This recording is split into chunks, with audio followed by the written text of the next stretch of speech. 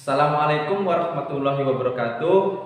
Alhamdulillah ketemu lagi dengan saya Ustadz Ivan pada mata pelajaran IPS. Apa kabar anak-anak Ustadz semuanya? Semoga dalam keadaan sehat dan dalam perlindungan Allah Subhanahu wa taala. Nah, sebelum belajar, alangkah baiknya kita berdoa dan juga mempersiapkan buku pelajaran yang akan dipelajari hari ini. Ada yang tahu hari ini kita akan belajar apa? Nah, hari ini kita akan belajar apa yang ada di dalam buku ini.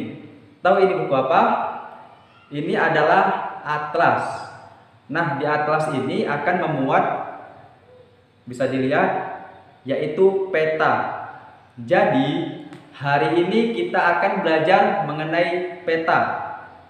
Nah, di akhir pembelajaran, Ustadz harap kamu mampu menjelaskan definisi peta, dan kedua, kamu mampu menunjukkan komponen-komponen yang ada di dalam peta. Seperti bisa dilihat, seperti ada judul, skala, dan juga komponen yang ada di dalam peta ini. Oke, langsung saja simak tayangan video berikut ini. Peta adalah gambaran permukaan bumi pada suatu bidang datar dan diperkecil dengan menggunakan skala. Peta pertama dibuat oleh bangsa Babilonia sekitar 2300 sebelum Masehi yang digambar di tanah liat. Orang yang ahli dalam pembuat peta disebut dengan kartografer, sedangkan ilmu yang mempelajari pembuatan peta disebut dengan kartografi. Sahabat belajar harus mampu membaca peta agar dapat memperoleh berbagai informasi yang dibutuhkan. Bagaimana memperoleh informasi pada sebuah peta? Perhatikan peta sebagai berikut. Ya, jika kita amati, sebuah peta terdiri atas beberapa komponen penyusunnya. Komponen penyusun peta terdiri atas judul peta, skala peta, orientasi utara, simbol peta, garis koordinat, insert, legenda, dan sumber peta. Baik, akan kita bahas satu persatu mengenai komponen peta. Yang pertama adalah judul peta. Judul peta menunjukkan isi suatu peta. Sebagai contoh, judul sebuah peta, peta penggunaan lahan di Indonesia. Maka isi dari peta tersebut adalah sebaran penggunaan lahan yang ada di Indonesia. Yang kedua, skala peta. Skala peta menunjukkan perbandingan antara jarak di peta dengan jarak sesungguhnya di lapangan. Contohnya, skala sebuah peta adalah 1:1 juta. Berarti objek yang jaraknya 1 cm di peta berbanding dengan 1 juta cm atau 1 km di lapangan. Skala peta dibedakan menjadi skala angka dan skala garis. Yang pertama, skala angka. Skala angka berwujud perbandingan angka, misalnya 1:10.000. Jika tidak disebutkan satuannya di belakang angka, berarti satuan yang digunakan adalah sentimeter. Sehingga skala angka tersebut dibaca 1 cm di peta sama dengan 10.000 cm di lapangan. Yang kedua, skala garis. Skala garis adalah skala peta yang berbentuk garis dengan ukuran tertentu. Skala garis biasanya ada dalam kolom legenda. Yang ketiga adalah orientasi utara. Biasanya sebuah peta memiliki orientasi arah utara. Bentuk orientasi ditunjukkan oleh simbol berbentuk panah dengan bentuk yang bervariasi. Yang keempat adalah simbol peta. Simbol peta adalah tanda khusus pada peta yang mewakili objek yang dipetakan. Berdasarkan bentuknya, simbol peta dapat dibedakan menjadi yang pertama simbol titik.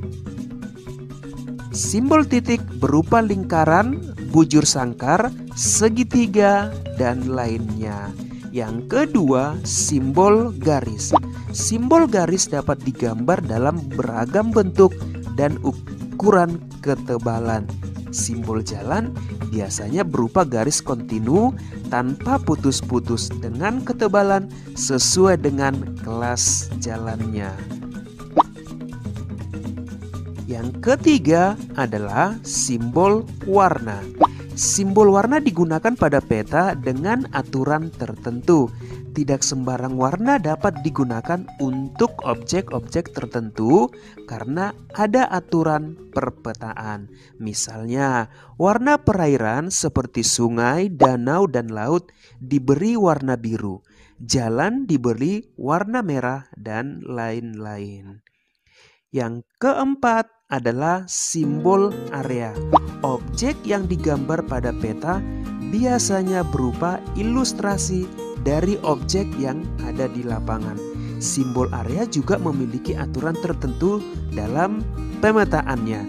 Misalnya, area berupa sawah digambarkan dalam bentuk poligon tertutup yang di dalamnya terdapat simbol tanaman padi. Baik, kita lanjut kepada komponen peta yang kelima adalah garis koordinat.